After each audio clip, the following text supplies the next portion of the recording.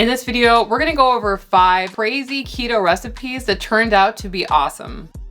And if you're new here, my twin sister Sarah and I have lost 160 pounds following a ketogenic lifestyle. And on our channel, we love trying and testing recipes for all of you. And some of these recipes we had our doubts about, but they turned out to be amazing. And we actually made them again because they were so good. So the first recipe that Sarah and I had our doubts about is pork rind puppy chow. On this channel, Sarah and I really like using pork rinds as like a frying or a breading when we're making keto-friendly food, but we don't like it by themselves. No, not really. And so when we came across this pork rind puppy chow recipe, I had my doubts because years ago, Sarah and I tried a cinnamon twist puppy chow recipe that was basically pork rinds, cinnamon, butter. It was supposed to be like that thing that you got at Taco Bell. Yeah, the cinnamon twist. And when I tried it, I just did not like it at all. I thought it still tastes like pork rinds with cinnamon on it. So we thought we would give it a go again. And this recipe was super easy to the point where I actually had to make it immediately for my husband to see if he would like it, because Brad is really picky and he loved it too. And so I've made it 3 or 4 times since then. And so basically you're just taking pork rinds and covering it in a mixture of chocolate and peanut butter and then dusting it with your favorite keto-friendly sweetener. We used powdered allulose and it turned it into an amazing puppy chow snack mix, which was salty and sweet and chocolatey and peanut buttery, and it was so good. And one of the tips that I would say that we took away from that is that the smaller the piece is of pork rind, the more it gets coated with that chocolate and all of the flavor. So break the pieces up into smaller, more manageable pieces, and then dip the pork rind in the chocolate and then try to coat it with the other things. So definitely worth trying for sure. And speaking of chocolate, that brings us to today's sponsor, Element, with their new chocolate medley. Element is a delicious electrolyte drink mix with everything that you need and nothing that you don't. That means lots of salt and no sugar. Element contains a science-backed electrolyte ratio of 1,000 milligrams of sodium, 200 milligrams of potassium, and 60 milligrams of magnesium. Sarah and I drink Element every single day, whether in our water or in our coffee, with this new chocolate medley. In this package, you get chocolate mint, chocolate chai, and chocolate raspberry, and we'll typically put like 1/3 of a packet into our coffee and a couple tablespoons of heavy whipping cream. It is perfect for the winter months. The reason why we drink Element every single day is because it helps us on our keto journey. Because when you go into ketosis, you shed a lot of water, and inside that water are your electrolytes. This can leave you feeling tired, having muscle cramps, or nausea, also known as the keto flu. Element replenishes your electrolytes so that you feel better. We love all the flavors of Element, including the citrus salt, orange salt, and raspberry salt, but in the winter, we love the chocolate medley flavors. Right now, Element is offering our community a free sample pack. That's 8 single-serving packets free with any order from Element. This way you can buy the chocolate medley and then try all the rest of the flavors. In order to get this deal, you must go to drinklmnt.com/ketotwins. So the second recipe that we're going to be talking about has a little bit of a backstory. A couple months ago, we found a recipe that was pretty much taking completely gluten and blowing it up in an air fryer. I think it's Chef Joni or Johnny on TikTok. And we tried the recipe and it was okay. I mean, it had some promise, but we really didn't know like what to do with it at that point, because Sarah and I definitely are not bakers. No. And so we thought, hey, if you guys have any ideas to make this recipe better, let us know. And it turns out that one of you guys took this and ran with it, and the next video where we tried a similar version to this recipe was called Betty's Buns, because a member of our group, Betty, actually perfected this recipe, and we didn't know if it was going to work or not, because the first dough was really hard to work with.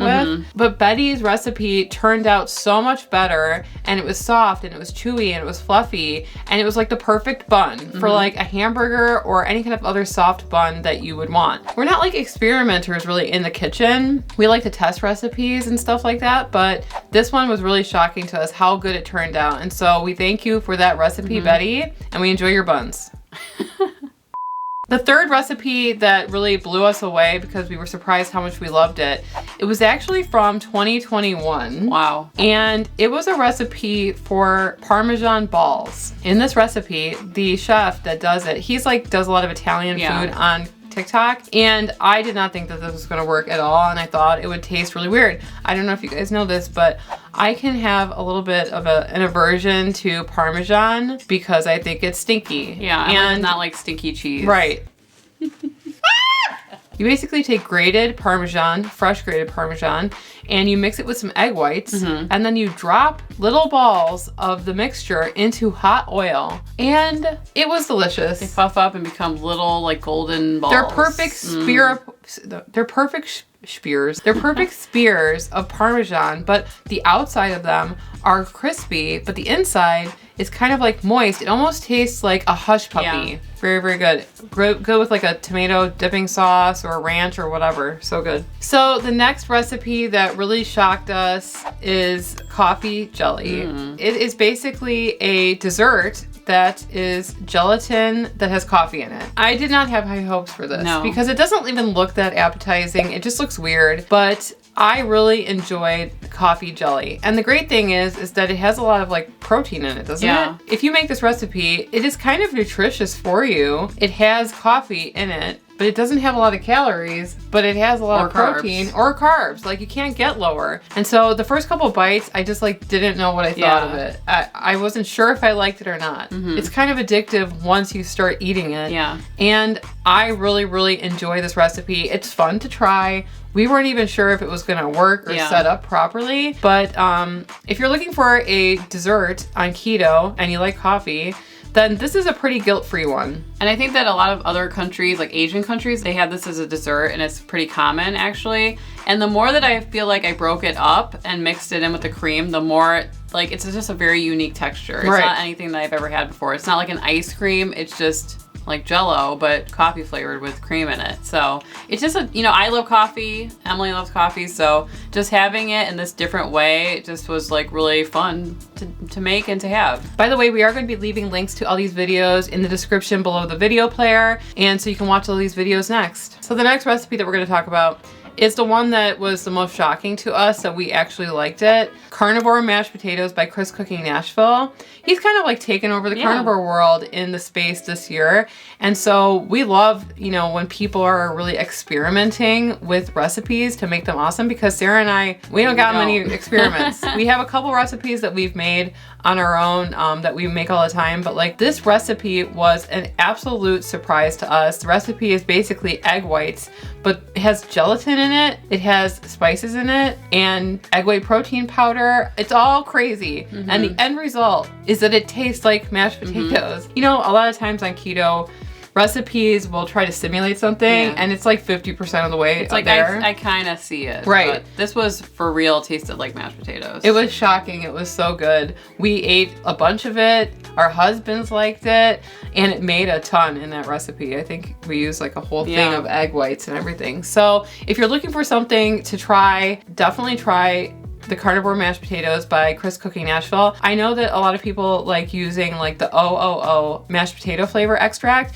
but you didn't even need it in this recipe. It tasted like that on its own. And the texture was spot on. Usually when we try a recipe or we're looking for recipes, we can kind of sense what it's gonna taste like. Right. The ingredients are really rich and yummy with all these spices, but this was just something that was like, how are we getting there? Yeah. It was just amazing that something could go from egg white to mashed potato and actually simulate it. It was amazing. And this isn't really a recipe, but it's an honorable mention to a video that none of you guys watched.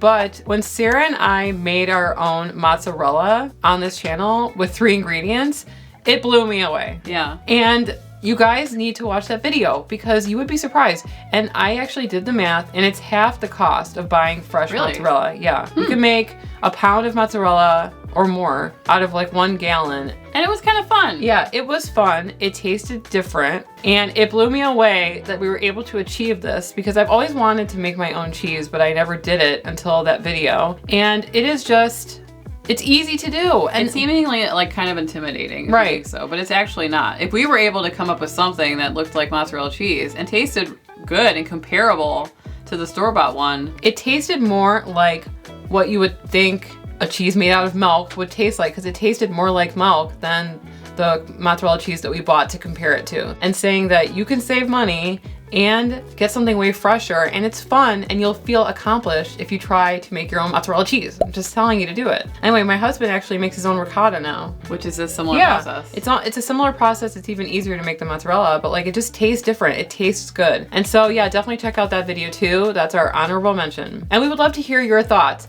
What recipes blew you away that you've seen in the last couple of years? Because we're always looking to try new ones. And you know, a lot of the time we don't see what's out there on the internet and on YouTube or TikTok. Like, we are only two people consuming like what we come across. But sometimes you guys send us stuff and we have never seen or heard of this recipe before. So make sure to comment below so that we can see it. And if you guys want to see another video by us, you can click on the video on the screen and we will see you over there. Anyway, I'm Emily. And I'm Sarah. And we are the Keto Twins signing out.